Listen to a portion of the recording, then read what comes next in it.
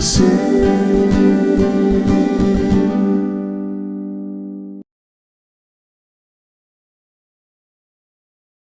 Saudaraku yang terkasih di dalam Kristus Yesus Tuhan kita, dimanapun saudara berada, baiklah kita semua senantiasa mengucap syukur untuk anugerah dan pertolongan Tuhan. Saudaraku, zaman yang kita hidupi di zaman ini, waktu-waktu yang kita jalani di hari-hari hidup kita sekarang ini, adalah zaman yang telah diporak-porandakan oleh tabiat, oleh kebiasaan, oleh tingkah laku yang tidak menyenangkan hati Tuhan. Saudaraku, kalau kita perhatikan apa yang dikatakan di dalam Hakim-Hakim pasal yang kedua, ayat yang ke-10, di sana dikatakan,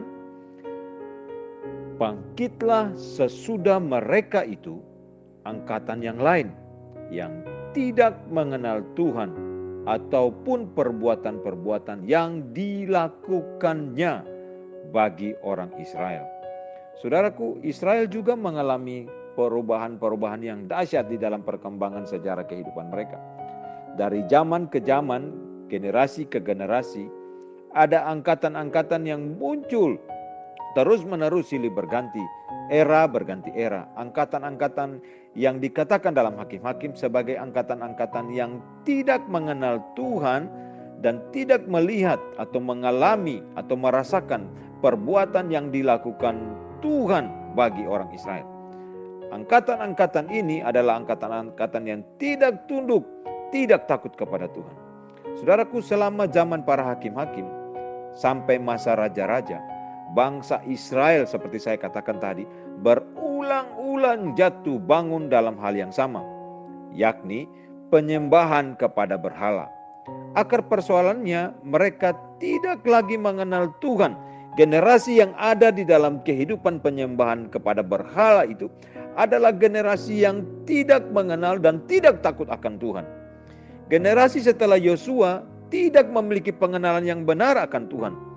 Bisa jadi saudaraku, ini karena mereka hidup di tengah-tengah lingkungan berbagai bangsa yang punya kebiasaan-kebiasaan tunduk dan menyembah kepada pala Baal, kepada penyembahan-penyembahan berhala, kepada ilah-ilah lain selain Tuhan yang menjadi Tuhan, pencipta, Tuhan dan juru selamat atas kehidupan umat Israel.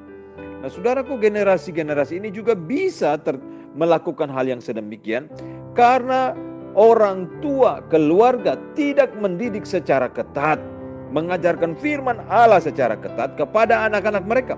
Sekalipun kebiasaan orang Yahudi itu adalah Taurat itu diajarkan secara sistematik di tengah-tengah keluarga, mengakar di tengah-tengah keluarga.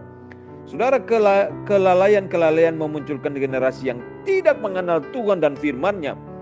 Apa yang pernah terjadi di Israel dapat terulang kepada saudara dan saya di zaman ini, dan kita sudah melihat saudaraku. Perhatikan di sekitar kita. Lihat apa yang terjadi di sekitar kita. Lihat dunia ini secara keseluruhan, bagaimana telah terjadi kejatuhan moral. Manusia-manusia di angkatan saudara dan saya hidup sekarang ini tidak lagi mengenal Tuhan dan hidup takut akan Tuhan.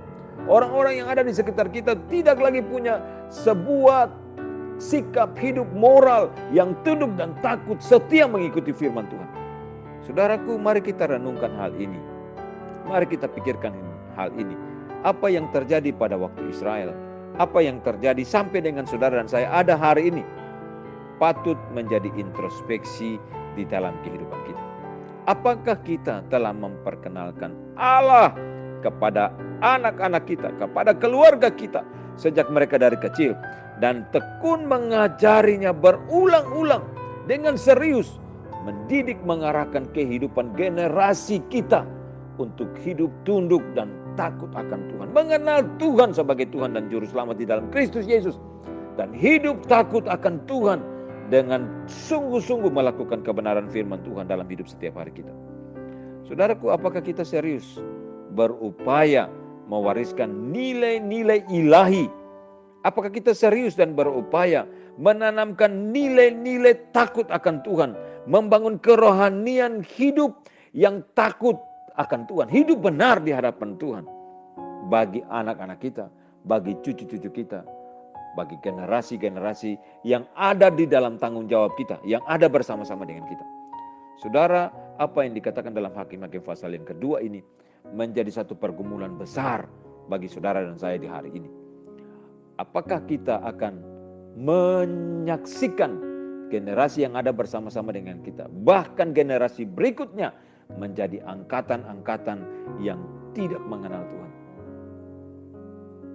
Mari kita pikirkan, mari kita gumuli, dan mari kita berkomitmen hari ini untuk sungguh-sungguh mau mengajarkan, mau mendidik, mau mengarahkan generasi yang ada hidup bersama-sama dengan kita untuk hidup sungguh-sungguh takut akan Tuhan. Itu tanggung jawab saudara dan saya. Bagaimana kita membangun generasi, menyelamatkan generasi, dan menciptakan generasi-generasi, angkatan-angkatan yang hidup sungguh-sungguh takut akan Tuhan. Tuhan tolong kita, Tuhan berkati kita, Tuhan sertai kita.